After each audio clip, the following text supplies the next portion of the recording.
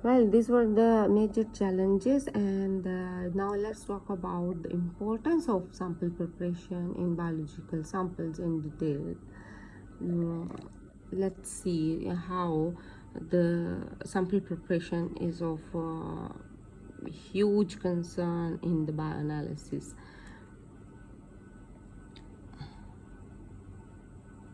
Let's suppose you got a sample, you got a biological sample from either humans or from animals, and you prepared the samples through various means. You got it tested, and maybe the results are not reliable, or because the sample was not suitable for analysis. Why? What can be the various options? First one is the sample is probably too dirty. It contains other sample matrix components that interfere with the analysis. Previously, I gave you the example of simple analysis of manganese ions in KMnO4, and I told that it was not necessary to go for complex sample preparation because the sample is not complicated or impure sample is quite pure sample because it has only potassium and oxygen in spite of manganese there, which is the target analyte. But when in biological samples you are looking for a very minute antibody, antigen, or a single strain of any of the RNA, then you need to get rid of a maximum of the complicated or unwanted stuff, which can give disturbance to the further analysis. That can be one reason that sample is too dirty. The other reason it can be that sample is too dilute. It was too dilute कि आपने उसको dirtiness से बचाने के लिए आपने उसको, let's suppose आपको बहुत थिक लग रहा था तो आपने उसमें बहुत ज़्यादा पानी या कोई भी सॉल्वेंट या कोई भी बफर ऐड कर दिया ताकि उसको कॉम्प्लेक्स या जो वो अगर गदला सा दिख रहा है तो वो ना रहे, उसको बहुत डाइल्यूट कर दिया। तो उस एक्सट्रीम डाइल्यूट होने की वजह से भी ऐसा होता है समटाइम्स कि you cannot detect the antibody or protein or the RNA और या जो टारगेट एनालाइट है वो डिटेक्ट ही नहीं कर पाता है इंस्ट्रूमेंट।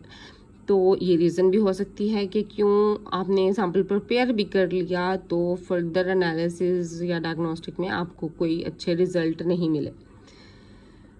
इसके अलावा जो थर्ड रीज़न है that can be that sample is not compatible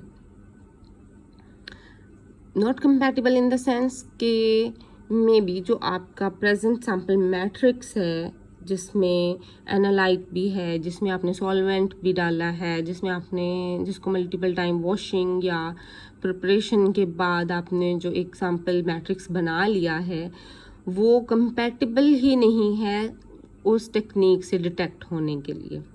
ठीक है, लेट्स सपोज अगर आप किसी एलिमेंट्स तो डिटेक्ट हो सकते हैं एटॉमिक अब्जॉर्प्शन स्पेक्ट्रोस्कोपी से, अगर आप किसी बायोलॉजिकल कंपाउंड को लेट्स सपोज आरएनए को कहेंगे को सैम्पल प्रिपेयर करके ले जाएं एएस पे एटॉमिक अब्जॉर्प्शन स्पेक्ट्रोस्कोपी डिटेक्ट करने के लिए और कहें कि रिजल्ट नहीं आ रहे, तो in that case you have to be careful or you need to consider the idea maybe the sample is not compatible or it cannot be detected through this instrument. So or maybe the sample is harmful to the chromatographic column. Let's suppose एक biological analysis क्योंकि small amount की बात होती है और specially bio analysis जब होते हैं तो उसमें आप बहुत ही minute amount of any of the antibody या प्रोटीन को मेजर कर रहे होते हैं, तो इस बारे में नैनो की टर्म भी आ जाती है जहन में, तो जब नैनो मटेरियल्स को हम डिस्कस करते हैं तो उसको समटाइम्स लेट्स सपोज सेल्स को देखने के लिए क्योंकि बहुत सेल्स छोटे होते हैं, माइक्रोस्कोप से भी इवन समटाइम्स नज़र नहीं आ रहे होते, तो इंडिविजुअल सेल्स, तो उनको देखने के लिए समटाइम्स AFM या TEM यूज़ की जाती है। तो TEM क्या होता है? TEM में आप लाइव सेल को, एक जिंदा सेल को नहीं देख सकते, क्योंकि उससे जो इलेक्ट्रॉन रेज निकलती हैं तो वो सेल डेथ कर देती हैं। इलेक्ट्रॉन सेल में से पास होंगे तो सेल डेथ हो जाएगी। जबकि AFM में आप सेल्स को, लाइव सेल्स की मूवमेंट इवन ऑब्जर्व कर सकते हैं। तो इसलिए सैंपल की कंपैटिबिलिटी बहुत इंपॉर्टेंट है इंस्ट्रूमेंट के साथ and vice versa.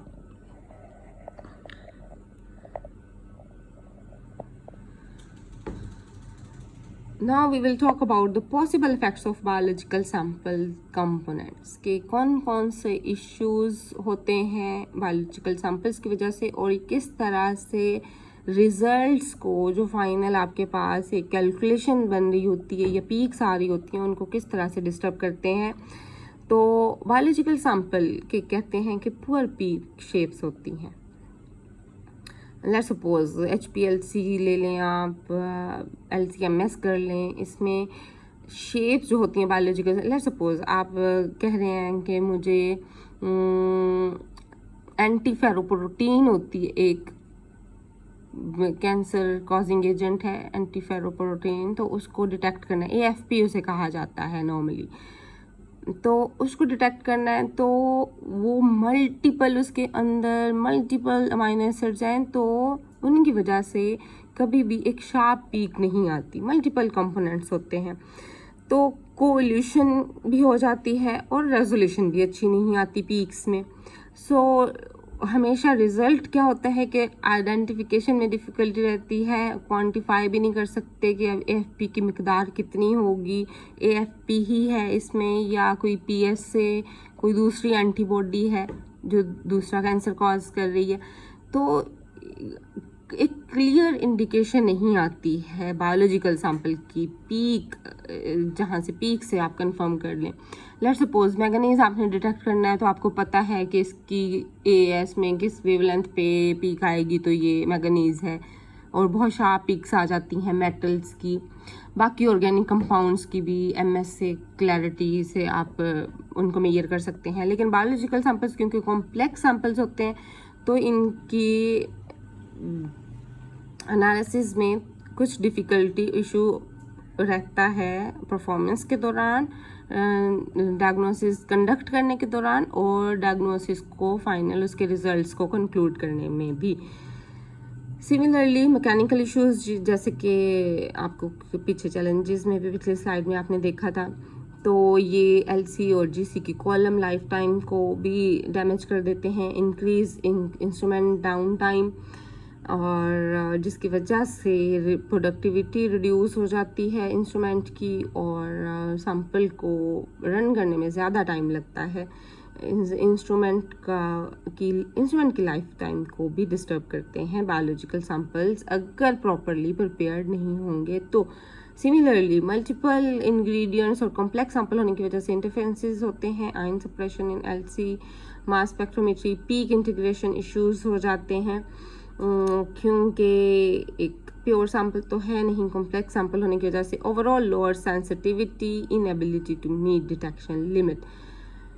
Due to multiple interferences and complex nature of biological samples, इनकी नॉर्मल जो सेंसिटिविटी होती है उसको डिटेक्ट, इंस्ट्रूमेंट की किसी भी एनालाइट को डिटेक्ट करने की सलाहियत जो है वो रिलेटिवली कम होती है, और बहुत अर्ली स्टेज पे बहुत कम अमाउंट उस एंटीबॉडी या कैंसर कॉजिंग एजेंट या कोई भी डिजीज़ कॉजिंग एजेंट की आप बहुत जल्दी डिटेक्ट नहीं कर सकेंगे, क्योंकि इन इश्यूज़ की वजह से अगर सैंपल प्रॉपरली प्रिपेयर्ड नहीं है तो।